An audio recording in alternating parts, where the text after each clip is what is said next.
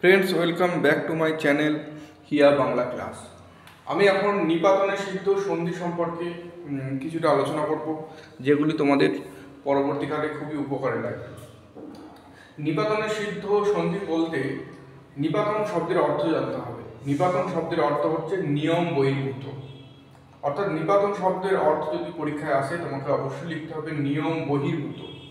ঠিক আছে, এবার নিপাতনে সিদ্ধ সন্ধি কাকে বলে যদি আসে, সন্ধির নিয়ম না মেনে যে সকল সন্ধি হয় তাকে বলা হয় নিপাতনে সিদ্ধ সন্ধি। এবার নিপাতনে সিদ্ধ সন্ধি আবার দুই প্রকার। নিপাতনে সিদ্ধ শ্রেণী বিভাগ করলে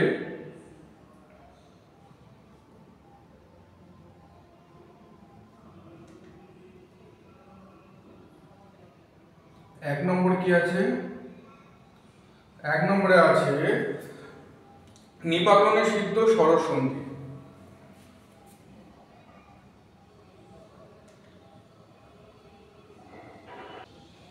নিপাতনে সিদ্ধ স্বরসন্ধি দু নম্বরে আছে হচ্ছে দুই প্রকার, নিপাতনে সিদ্ধ স্বরসন্ধি, নিপাতনে সিদ্ধ ব্যঞ্জন সন্ধি। এই দুই প্রকার হচ্ছে নিপাতনে সিদ্ধ সন্ধির শ্রেণী বিভাগ। এবার নিপাতনে সিদ্ধ ব্যঞ্জন স্বরসন্ধি বলতে কি বোঝানো হচ্ছে যে প্রচলিত স্বরসন্ধির নিয়ম না মেনে যে সকল সন্ধি হয়। তাহলে প্রচলিত স্বরসন্ধির নিয়ম না মেনে এই যে নিপাতনে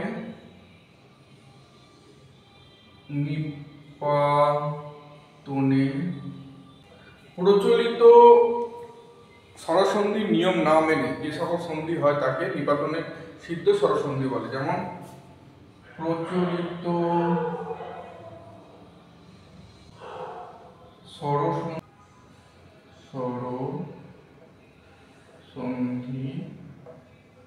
বলে। তাহলে কি হলো বন্ধুরা, নিপাতনে সিদ্ধ স্বরসন্ধি হচ্ছে প্রচলিত স্বরসন্ধির নিয়ম না মেনে যে সকল সন্ধি হয় তাকে নিপাতনে সিদ্ধ স্বরসন্ধি বলে। যেমন কুল যুক্ত ওটা, কুলটা,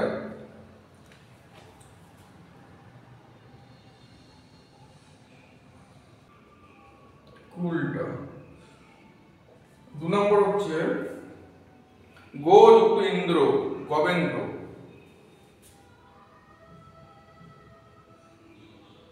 দেখো কোনো নিয়ম আসছে না এখানে, দেখো এই দুটো এক্সাম্পল দিলাম, তাহলে এখানে স্বরসন্ধির নিয়ম পালন করছে না।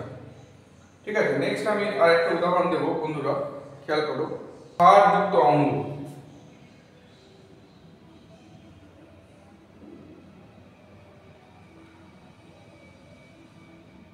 কি হবে? সারঙ্গ। এই হচ্ছে অনেক এক্সাম্পল আছে পাঠ্যপুস্তকে, তোমরা দেখে নিও। আর একটা দেব ষোড়শ, ষোড়শটা দেব ষট যুক্ত দশ।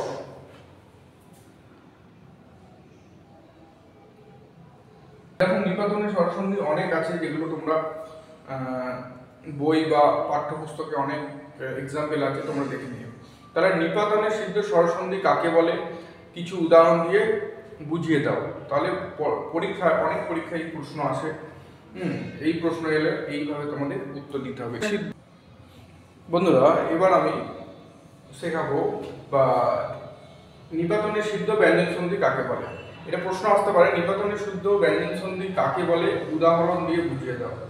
নিপাতনে সিদ্ধ ব্যঞ্জন সন্ধি বলতে বোঝায় ব্যঞ্জন সন্ধির নিয়ম ছাড়াই বা নিয়ম বহির্ভূত যে সকল সন্ধি হয় তাকে বলে নিপাতনে সিদ্ধ ব্যঞ্জন সন্ধি। ঠিক আছে, তাহলে ব্যঞ্জন সন্ধির যে নিয়ম আছে সেই নিয়ম ছাড়াই যে সকল সন্ধিগুলো হয় তাকে বলা হয় নিপাতনে সিদ্ধ ব্যঞ্জন সন্ধি। যেমন এর এক্সাম্পল বলতে গেলে এক নম্বরে আমি কি লিখবো, দেখো এক নম্বরে আমি লিখবো বন যুক্ত পতি। বন যুক্ত পতি, বন যুক্ত পতি কি হবে? বনস্পতি।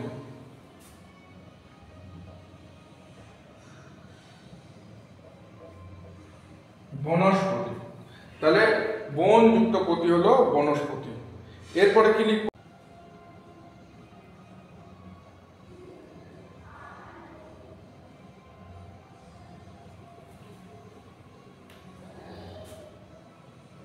কি হবে এটা বন্ধুরা? ভাবো, পটযুক্ত অঞ্জলি, পতঞ্জলি।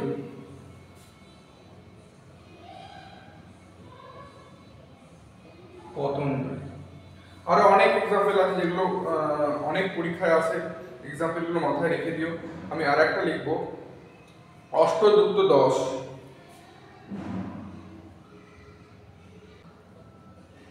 অষ্টাদশ। আরো আছে, আরো আমি দিচ্ছি, রক্তযুক্ত ওষ্ঠ,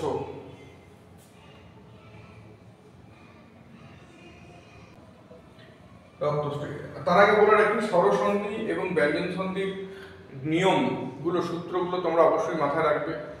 এইগুলো সব যখন ভেঙে ভেঙে দেখবে দেখবে সেই সূত্রকে ফলো করছে না, সেই নিয়ম ছাড়াই এই সন্ধিগুলো হচ্ছে এবং নতুন শব্দ গঠন করতে সাহায্য করছে। ঠিক আছে, এই হচ্ছে নিপাতনে সিদ্ধ সন্ধি। পরীক্ষায় আসে, অনেক পরীক্ষায় আসে, নিপাতনে সিদ্ধ সন্ধি কাকে বলে, কয় প্রকার ও কি কি। তাছাড়া নিপাতনে সিদ্ধ স্বরসন্ধি কাকে বলে উদাহরণ দাও, বা নিপাতনে সিদ্ধ ব্যঞ্জন সন্ধি কাকে বলে উদাহরণ দিয়ে বুঝিয়ে দাও। এরকম পরীক্ষা অনেক আসে এবং সন্ধি বাড়িতে অবশ্যই একটা টাইম ধরে দেখতে হবে এবং তার সূত্রগুলো মনে রেখে রেখে ব্যাখ্যা করতে হবে নিজে নিজে। তাহলে তোমরা পরবর্তীকালে সন্ধি নিয়ে তোমাদের কোনো অসুবিধা হবে না। আশা করছি ভালো লেগেছে ক্লাসটা। যদি ভালো লাগে আমার চ্যানেলটি সাবস্ক্রাইব করো। সকলে সুস্থ থাকো, ভালো থাকো।